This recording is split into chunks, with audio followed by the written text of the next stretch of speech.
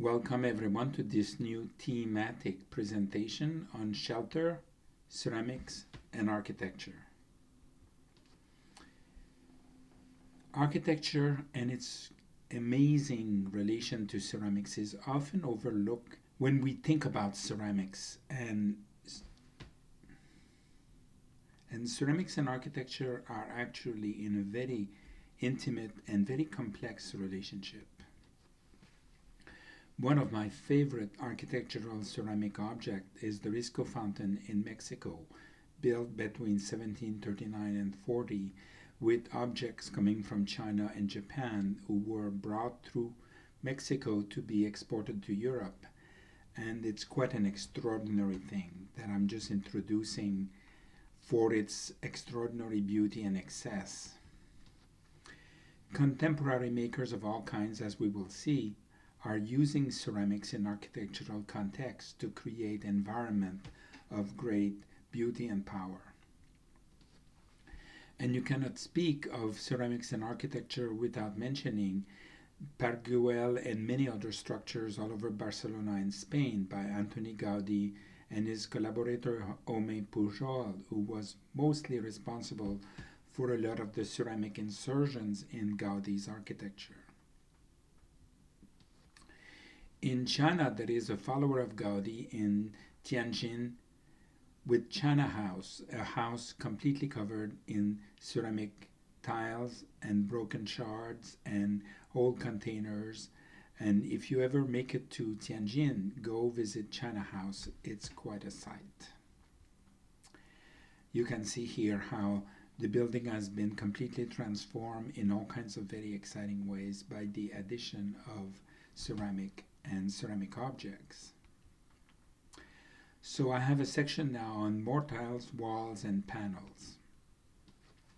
In Vancouver, we have to keep in mind the wonderful Marine building at the base of Burrard Street, which is a totally ceramic building built out of bricks and then covered with terracotta panels and murals and all kinds of decorative elements in glazed ceramics.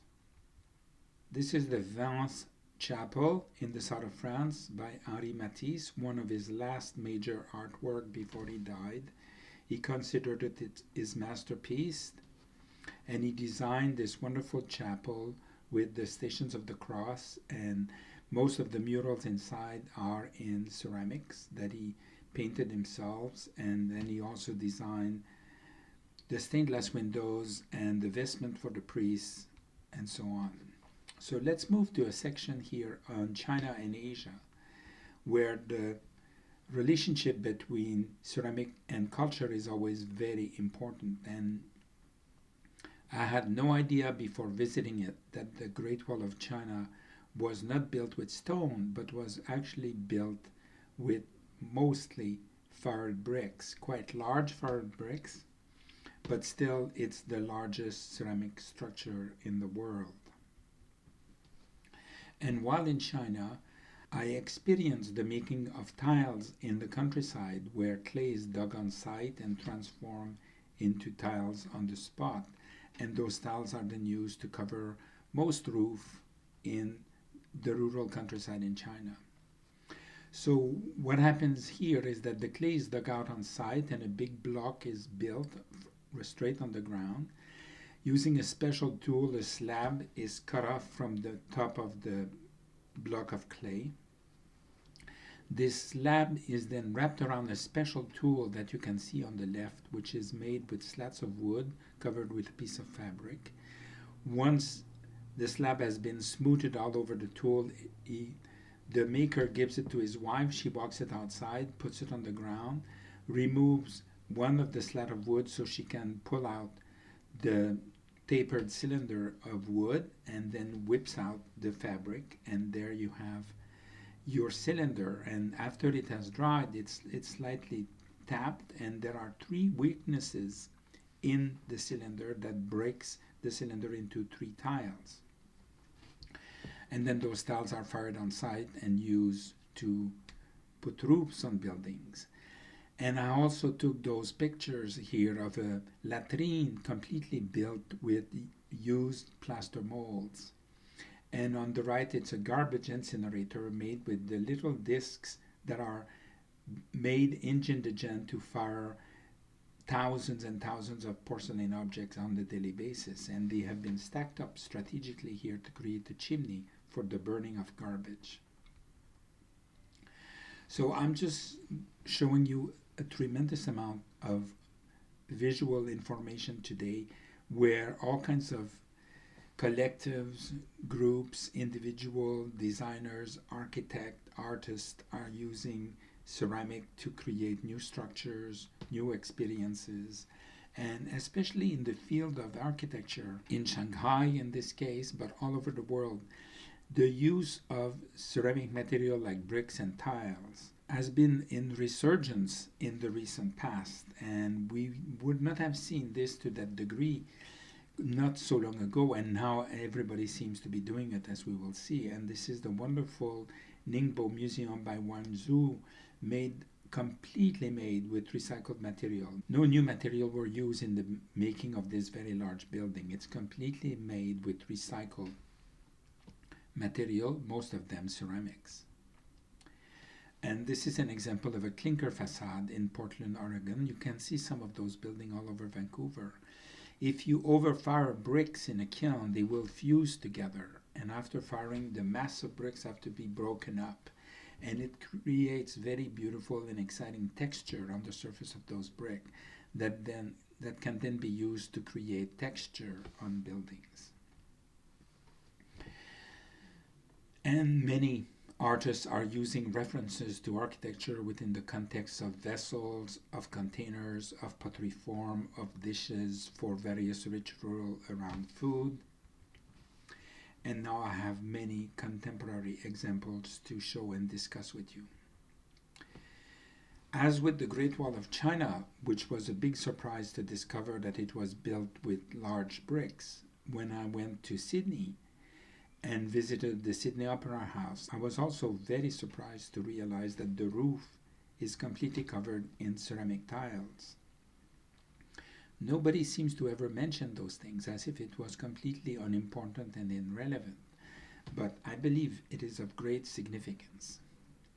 And there are exciting buildings all over the world that follow in those principles. This is the Lotus Temple in Delhi, India, with a roof of ceramic tiles.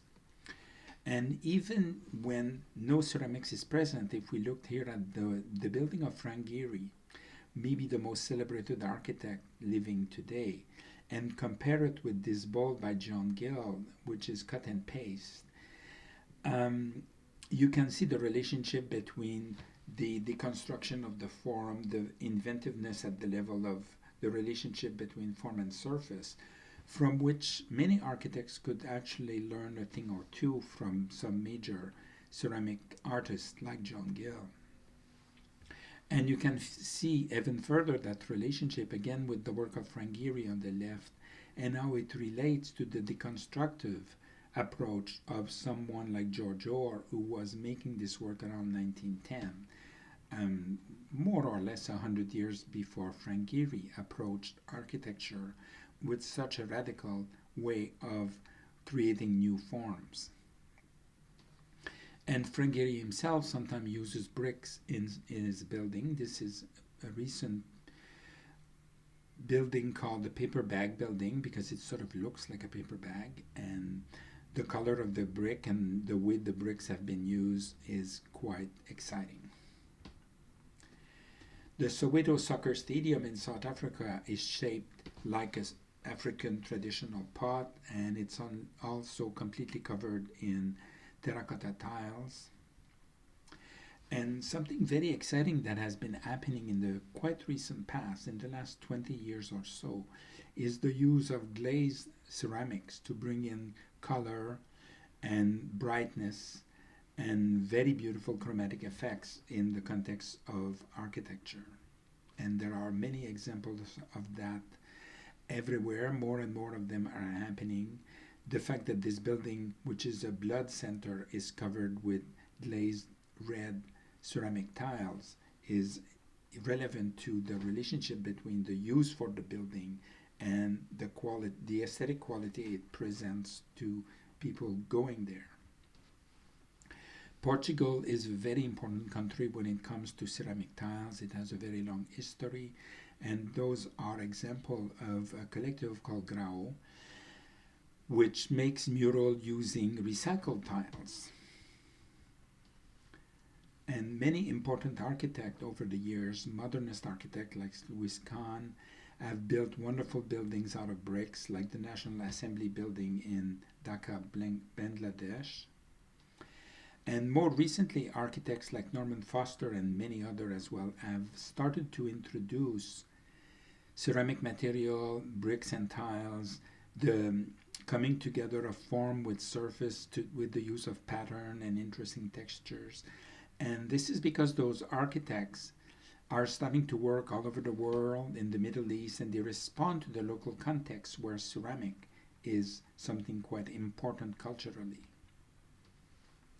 In Africa, this interpretation center was built out of clay dug on site, from which tiles and bricks were made. They were then fired on site and then used on site to create this wonderful structure that's quite exciting to experience, considering the context in which it's built.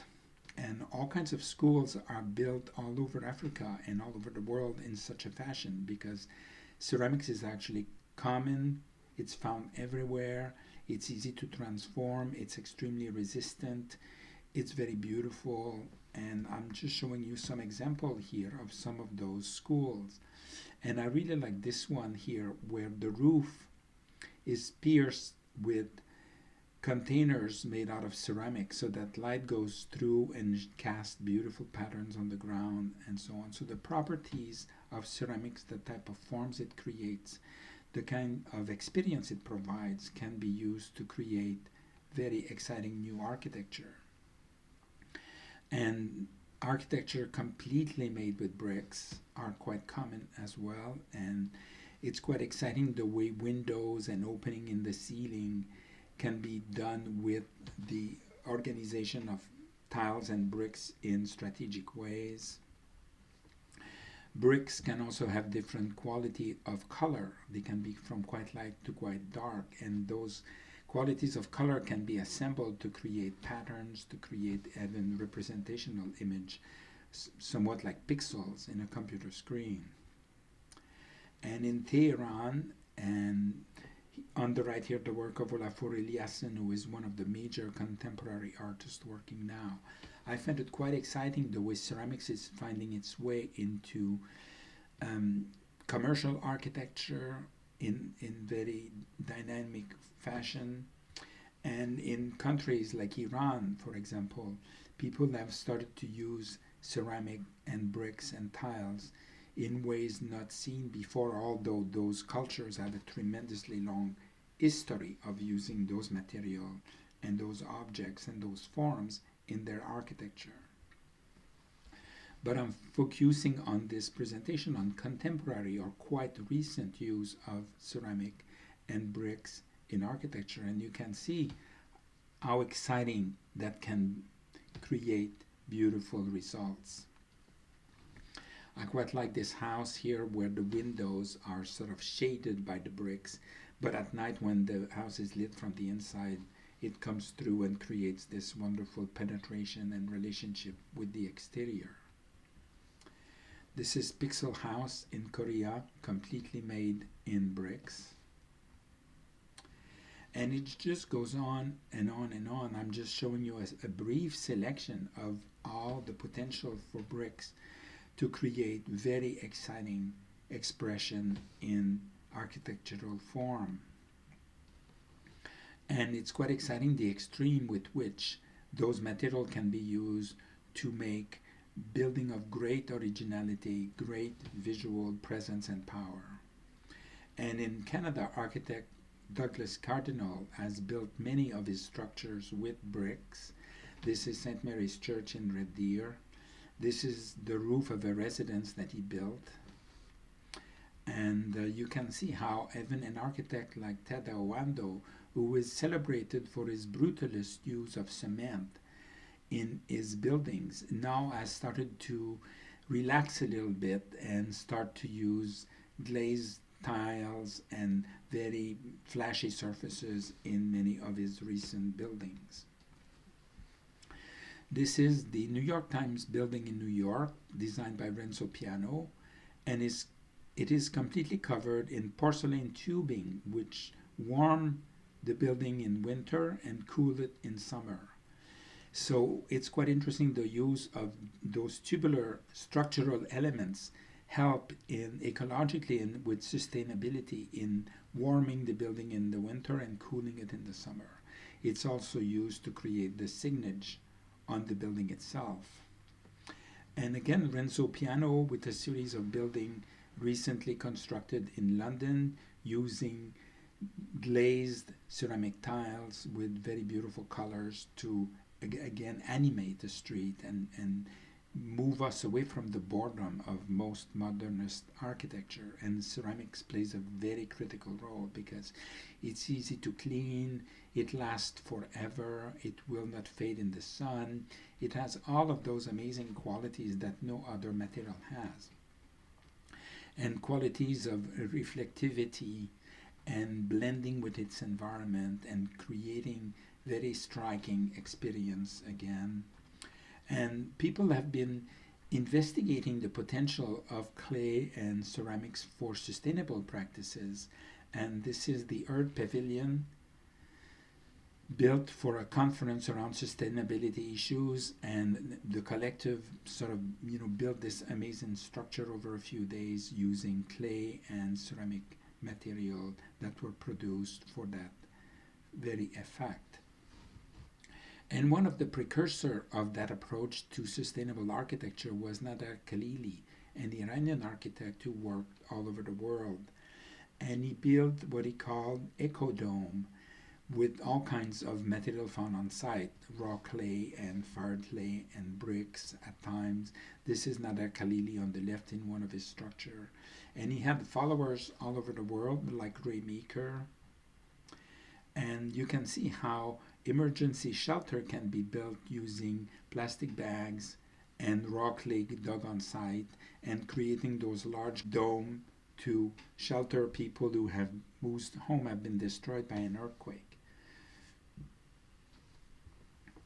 This is just an experimental project, but they are shelters for homeless made with sewage drains.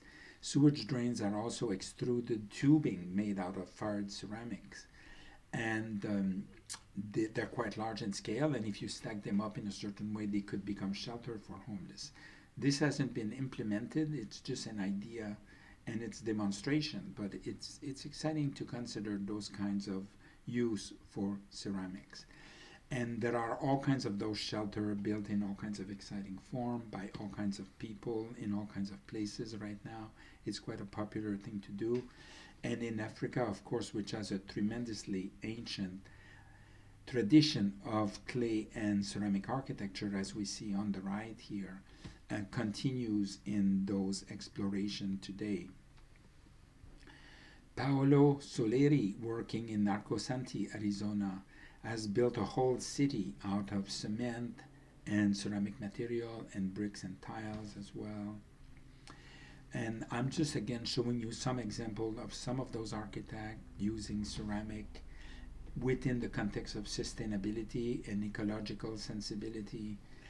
In Havana, Cuba, the National Art School by Ricardo Porro is also mostly a ceramic structure of great beauty and efficiency.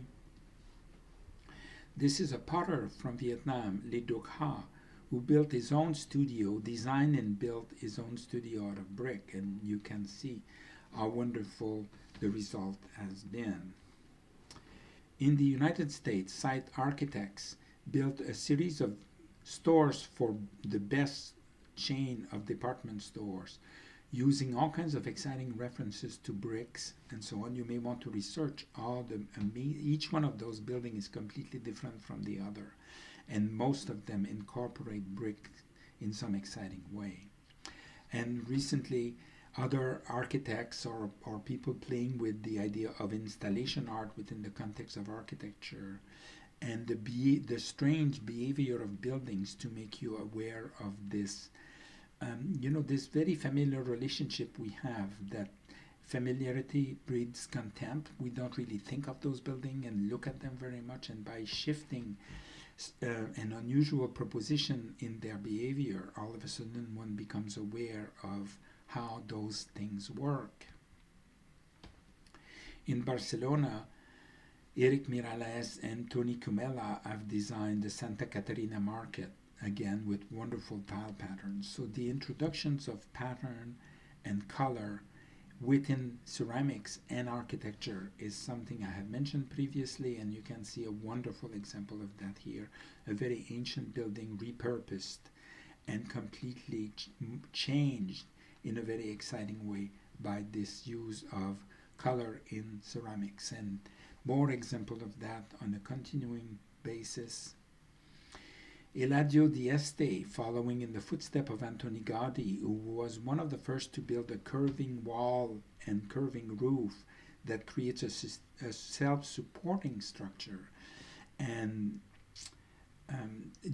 again, the properties of clay and the properties of ceramic and the properties of brick and tiles to do all kinds of very exciting things through plasticity, through their transformation through firing and reduction, and what happens when you break them, and the use of color. And Martin Nagy designing the Pest library in Hungary using tiles made in Pest by the Jolny factory to create this wonderful experience of space and of transcendence.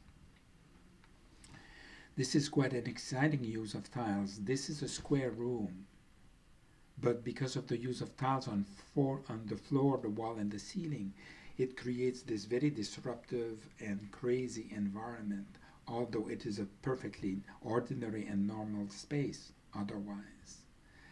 And many young ceramic artists working in collaboration with architects and architecture are exploring this amazing potential of ceramics to introduce historical references to tradition through other civilization, and creating dynamic environment of great interest. And one sees more and more and more of those buildings being built in China, in Italy, by very famous architects like Daniel Libeskind, or Rem Koolhaas working at Casa de Musica in Porto, Portugal. I have mentioned earlier the great contribution of Portugal through the use of tiles in historical building. This is an example here in a very recently built structure.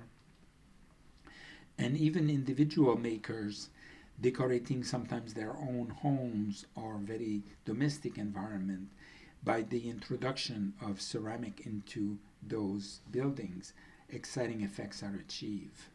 And you can do that simply with the pixelization possible with tiles and any kind of pattern being generated with the organization of light on dark, dark on light, which is something I have analyzed previously in some of the aesthetics we've looked into. So it is quite interesting to consider how all of this changes urban environment and our relationship to the built environment, and how ceramic can play a major role in creating new experiences in the context of architecture. And those, again, are just a few examples of the kind of things that are happening right now, where buildings are completely covered with tiles in every surfaces. Everywhere you see becomes a ceramic surface. Even windows, which are glass, and glass is also a ceramic material. Now I have a section on outsider and insider art, because many outsider artists like Simon Rudia in Los Angeles with his extraordinary Watts Towers. It's a structure built out of metal, covered in cement, and then completely mosaicked with found objects, most of them being ceramic shards and broken pots and so on. You can see here details of the Watts Tower by Simon Rudia in Los Angeles. So a lot of outsider artists, people with no training who operate outside the world of art and so on, like Picassiette, Monsieur Isidore in France, who covered his whole house and the garden surrounding it with broken ceramic shards in wonderful patterns. In Cuba, in Havana, Casa Fuster is one of those complete fantasy that the man created in his own house, in his own backyard. And you find example of that just about everywhere. I've just chosen to show you a few examples of that wonderful exuberance and crazy approach to making. And more one sees that again at the level of sustainability. Building structures with material found on site or recycled material like bottles and all kinds of things that can be used to make houses and buildings. And there are many, again, examples of that everywhere. It's very popular right now. It's a very cheap way to build sustainable building who are inserted within the landscape. And objects of fantasy as well. Grayson Perry, the wonderful potter, built a house for his own mind in a way. This is just a digital model for the building, but the building has been built, and you can see a lot of it online. It's called A House for Essex by Grayson Perry. Google it and be blown away.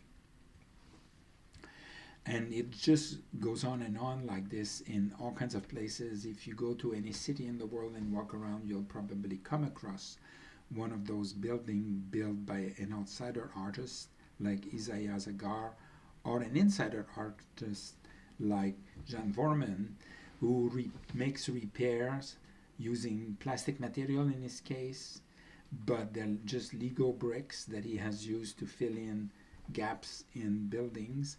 But there are ceramic artists like Rory McDonald and Jim Bashor who do that as well by creating objects in ceramic that fits perfectly into breakage and holes in the ground and so on. And Rory McDonald, whose work I have shown you in a variety of contexts so far, has built a kiln that he can bring on site and put ceramic material on the wall, put the kiln on top of it, and then fuse and fire on the brick the material he has added to this surface.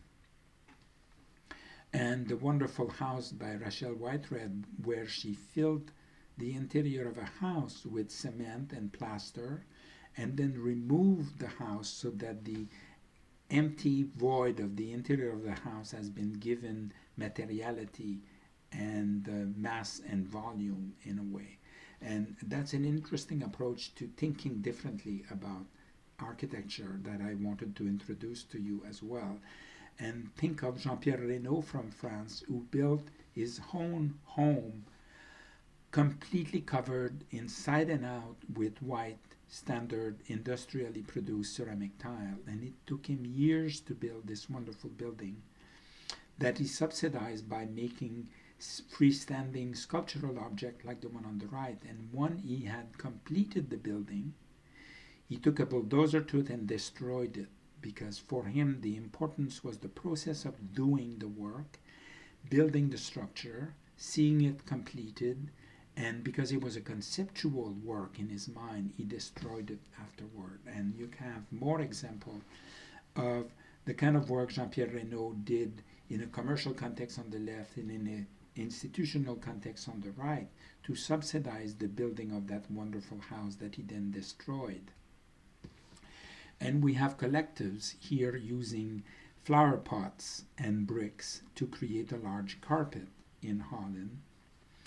And quite a lot of that type of work is being made by young makers, whether they are identifying as ceramic artists or as artists working in multimedia and multidisciplinary approach to making. All kinds of experiences in all kinds of contexts of new expression of the potential of ceramic form, ceramic material, and ceramic things to create wonderful effect.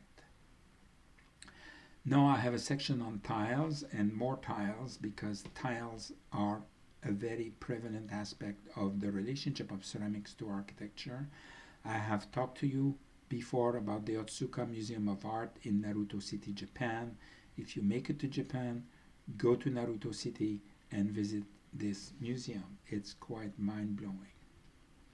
And Robert Rauschenberg, working at the factory that creates those wonderful ceramic tiles, the Oni factory in Shigaraki, Japan, has made those work. And many artists like Marc Chagall or Jean-Paul Riopel are using ceramic tiles of various format and with various qualities to create painterly references within the context of ceramic and creating large mural work. And younger designers like Justin Marshall creating tiles that behave in all kinds of perceptual and illusionistic way, depending on the way they are composed and organized and oriented in the organization of large surfaces. And using computer technology and the possibility of designing with computer a lot of new approach to tiles. The tile can be organized as you see under the dog or in a completely jumbled and improvisational way. It's the same tile, it's just used differently in each case. And artists using tiles again for the reference of ceramics to history, to continuity, to various cultural contexts, and presenting it with information about contemporary culture and society. That's quite exciting. Nathan Craven using extrusion and extruding clay in a tremendously varied way of creating new forms that are either solid or hollow, and then creating walls and floors and installation in homes, in domestic contexts, in institutional contexts. This is a very exciting way of using a tool to create completely new experiences for other people. And you can see an example of that here, creating a specific die of somebody sitting at a computer to extrude those long tubes that can then be cut and stack and create cityscapes, as we see here. And Neil Forrest, another Canadian ceramic artist, making those wonderful objects that are assembled to create a wall or a separation between two spaces. The great designer Eva Zeisel, this is Eva on the right.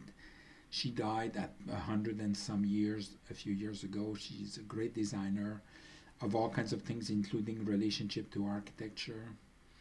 Another example here of a tile that can be positioned in all kinds of directions to create wonderfully non-repeating development of patterns in space.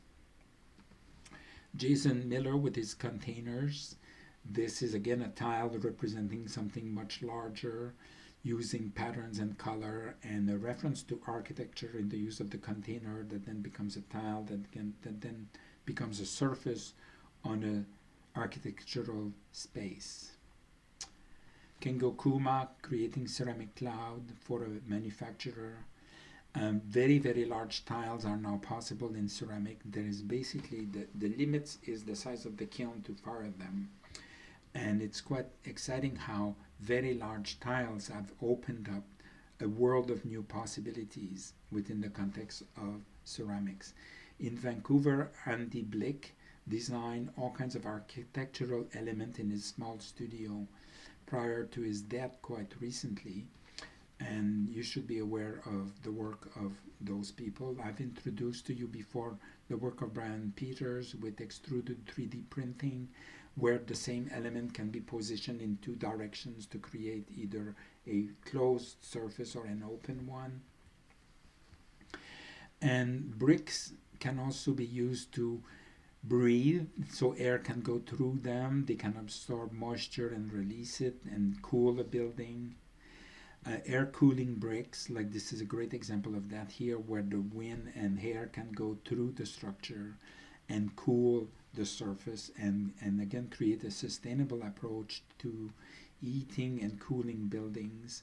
People using bricks and brick references to engage with deconstruction, taking apart, or introducing human, physical, tactile elements within the context of bricks.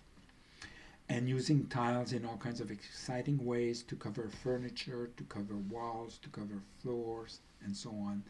And also seating, chairs, and furniture of all kinds are part of this relationship of architecture and ceramics I am exploring with you today. This is Lovers Park in Lima, Peru. Those kinds of continued benches inspired by Gaudi's bench at Parc Güell in Barcelona are also found all over the world by many makers. They're not always as successful as they could possibly be, but it's quite exciting to see how a ceramic couch built out of cement over metal and then completely covered with handmade and specifically designed ceramic tiles can create social environment at street corners here in Melbourne, Australia, for people to gather and sit down and have conversation with friends. And they can be rained on, they won't fade in the sun, they'll last for a long, long time. And many people are designing furniture in ceramic. I just wanted again to introduce to you some of those makers. This is a collective from Edmonton in Canada.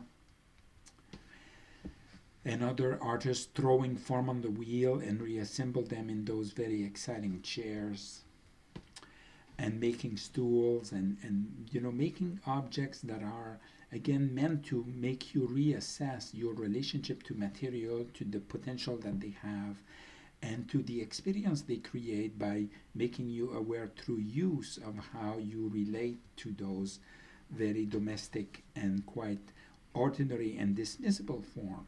And many new designers and makers, again, all over the world, are designing those type of forms, sometimes using 3D extrusion, like this wonderful designer from Holland. He's not specifically using ceramic material here, but I wanted you to be aware of his work and the potential of creating furniture with 3D printing using the extrusion process, which could be extended to ceramic material quite readily.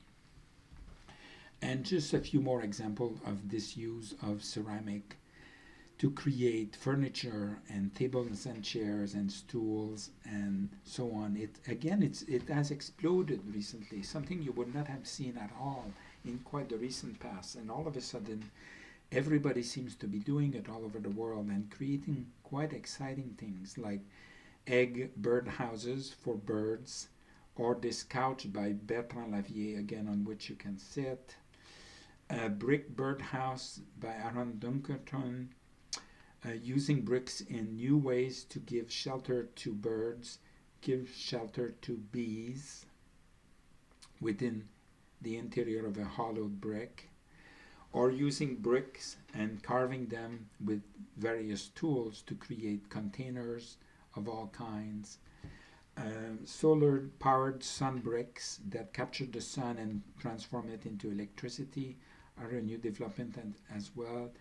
Tegola Solare in Italy is a company that makes somewhat traditional terracotta tiles for roofing, but introducing again a solar tile panel within each of those elements to harness the electrical power of the sun. And here I have titanium lace brick. Why make titanium lace brick? Maybe one of you will want to investigate that. It's quite interesting to know the properties of titanium when combined with bricks and what it does. People creating stoves of all kinds, again, because ceramic is resistant to heat. It holds heat for a long time and releases it slowly. It's very good for fireplace, for heating devices of all kinds, and many people are exploring that. Making work referencing kilns like Robert Anderson on the right, or making a structure by assembling material used in ceramic architecture, flue pipes, brick, tiles, all kinds of objects reassembled into this very large unit on the right. The work of Charles Simmons is also something I want you to be aware of. Those are miniature buildings. They're very, very tiny and small, and he built them in all kinds of contexts. Outside building, inside museum, in all kinds of very exciting ways in the late 70s, early 80s, and his practice is continuing today.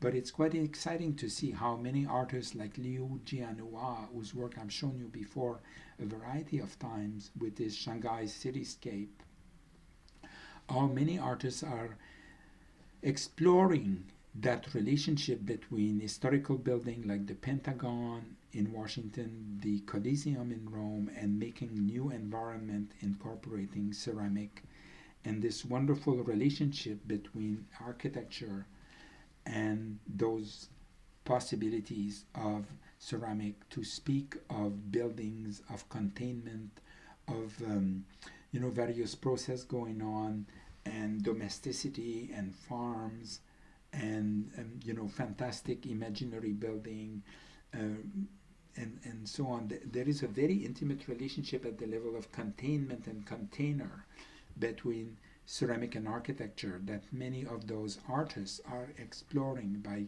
creating spirit houses or nuclear field referencing nuclear power stations, or creating again miniature.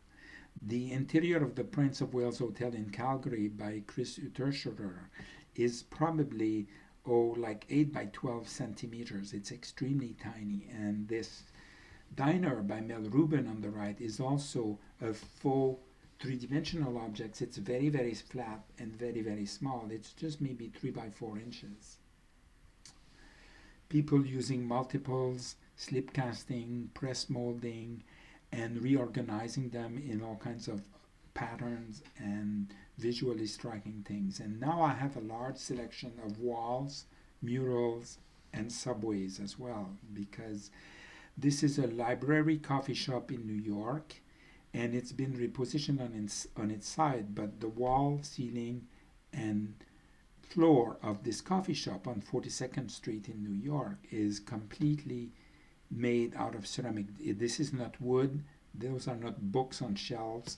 They are photographic surfaces translated onto ceramic tiles and then repositioned on its side within the context of a coffee shop in New York. Quite an extraordinary place.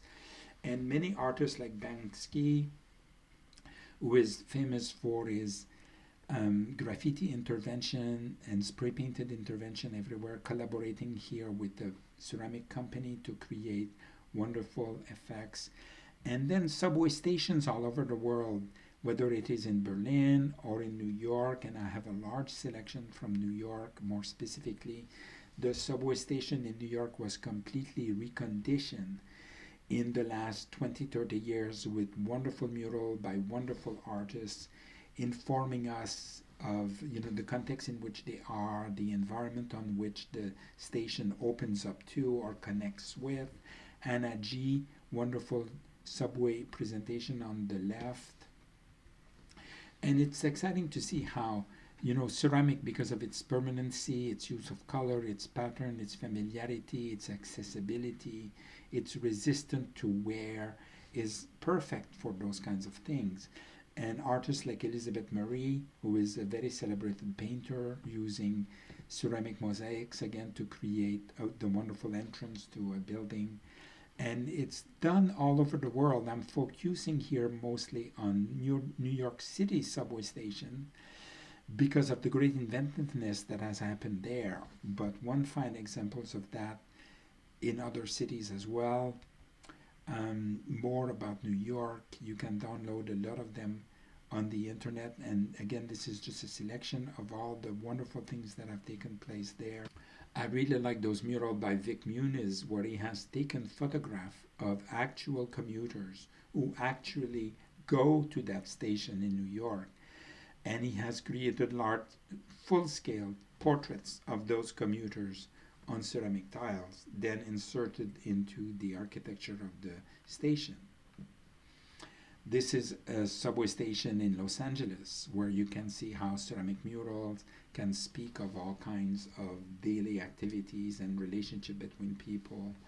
This is one in Lisbon, incorporating blue and white azulejo styles. This is a Brazil Olympic swimming stadium. We find those buildings everywhere, and they connect with architecture in an extremely exciting way. This is a wonderful subway station in Amsterdam. This one is in Naples, Italy. So you can see how ceramic can play a tremendously exciting role into the conflation of ceramic architecture, subway station, the movement of people in space. This is a mural by Oliver Girling at the Toronto subway station. I quite like those illusionistic effects by Pania Clark Espinal, again in a Toronto subway station. You can see how people walking to that staircase can sort of fake getting up the drawing on the wall that continues on the floor and create this illusion of space in that process. And all the subway stations in Montreal as well, each one of them is distinctive, very different, was designed and decorated by a specific artist. We have two of them here. There are hundreds in total. The Dallas Fort Worth Airport also sports ceramic mural and mosaics. A lot of airports all over the world have the inclusion of ceramics. This is a ceramic mural by Jordi Bonnet, a Canadian ceramic artist who made this Vancouver mural in 1969. It's downtown in the financial district near Burrard Street. You may want to go find it and have a closer look. Dear Human, which is the collaborative between Noel O'Connell and Jasna Sokolovic, who were from Vancouver and now work in Montreal with patchwork in Canada using Portuguese commercial tiles in their work. And in Hanoi, Vietnam, there is a large mosaic wall where artists from Vietnam and from all over the world have contributed to this extraordinary wall. Paul Scott, an artist whose work I have mentioned previously, is part of that collective. We have examples of that in Tehran, in Iran.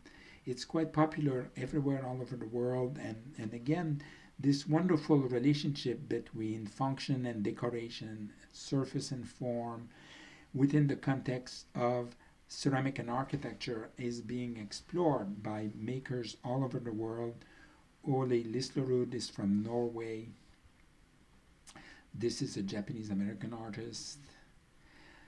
Again, using recycled and old material coming from the destruction of buildings repurposed within the context of a coffee shop and a restaurant in Copenhagen. The wonderful sunset staircases in San Francisco, there's quite a few of those staircases going uphill on the west side of the city. This beautiful mural by Jun Kaneko, he simply used kiln shelves for the stacking of wares in a kiln, and he glazed each one of those shelves, refired them, and then made this very large wall with this very distinctive, wonderful simplicity of vocabulary of pattern he uses.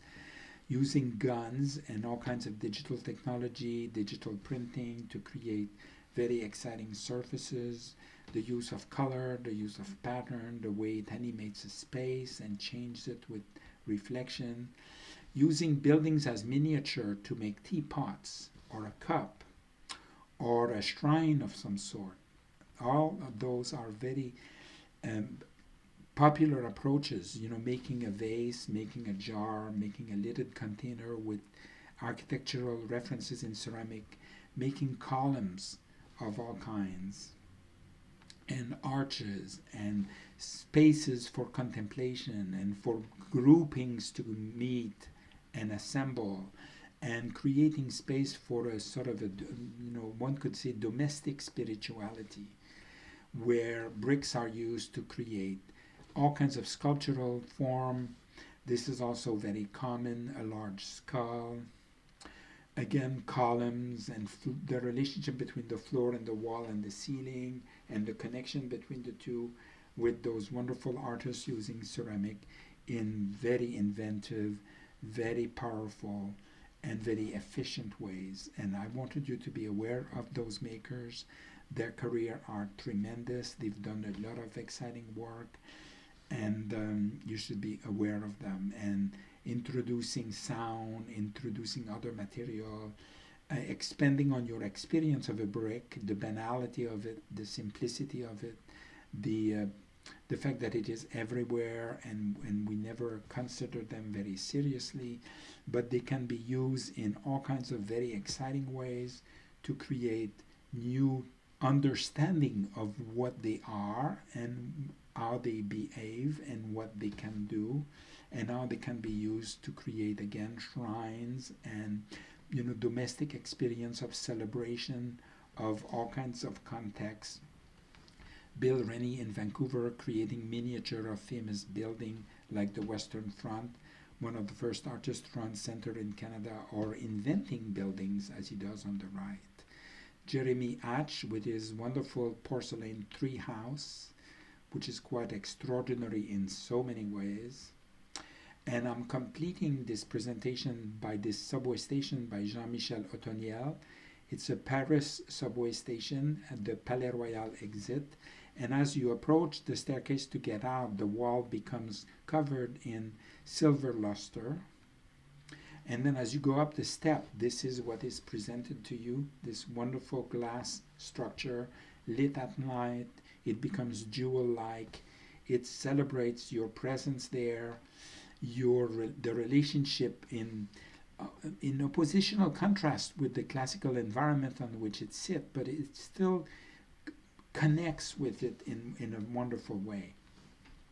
And many artists all over the world are using ceramic within the context of architecture to create those kinds of things. In Vancouver, I really like the mosaic sidewalks you see all over the city center core. Those are just a few examples of that. They celebrate site, they celebrate context, they celebrate all kinds of events that have taken place in those environments. You may be aware as well of the fact that the Bay Department Store downtown and the Go Ballet Building on Main near Broadway are completely covered in architectural terracotta. Those are not stone buildings, they're not masonry buildings, they're completely ceramic buildings.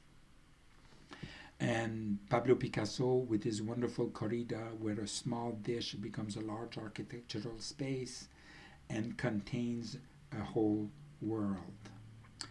And the Roland Garros tennis court in Paris, they always call those courts clay court, but they're not really clay because they're made with crushed bricks. So this is fired terracotta turned into powder and dust with its very distinctive color, and it's used for a celebrated tennis contest at the Roland Garros Stadium in Paris.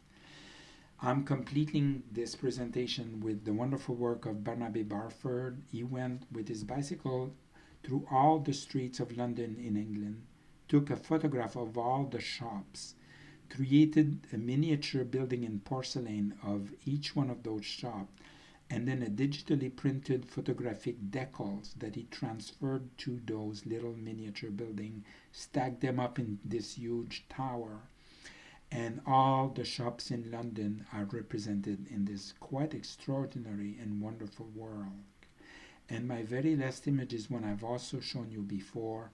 It's one Renzeng brick made by vacuuming the air in Beijing and compressing it into this very familiar and quite extraordinary shape, as you must realize by now. See you next week. Thank you.